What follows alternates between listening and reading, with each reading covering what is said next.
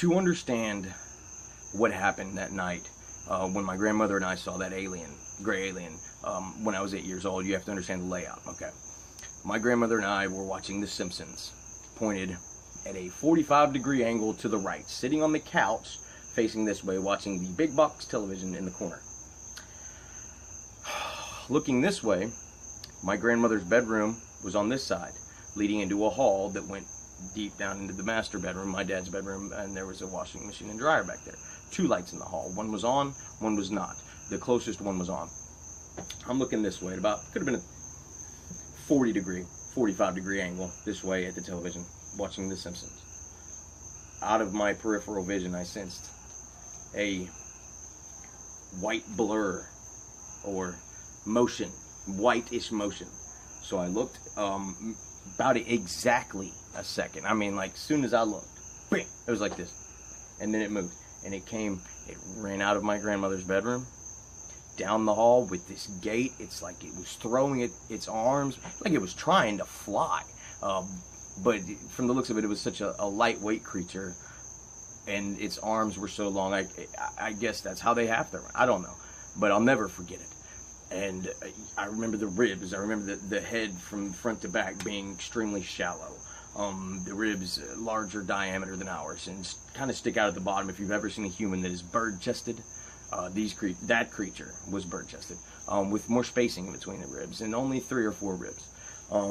Had the body composition of a starving Ethiopian child and dingy white, in the same way that if you look at your elbow skin is pinker and wrinklier than the rest of your skin because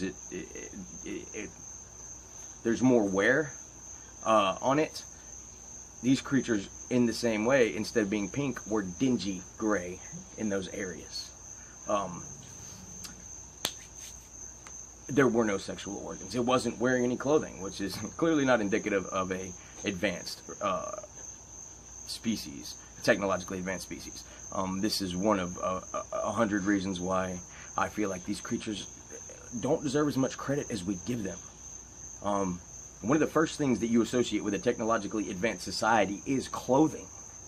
I saw no technology on this creature, and they're not robots. They're not cyborgs. No one would build a cyborg like in this image. No, go out of your way to make it look biological. It's looks more biological than humans, even just because it looks so emaciated. You could see the striations and blood vessels, and just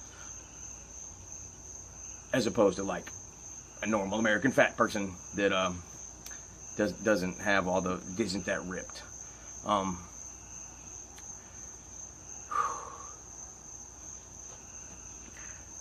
Ran down the hall out of my grandmother's bedroom, and it disappeared into the darkness, sort of.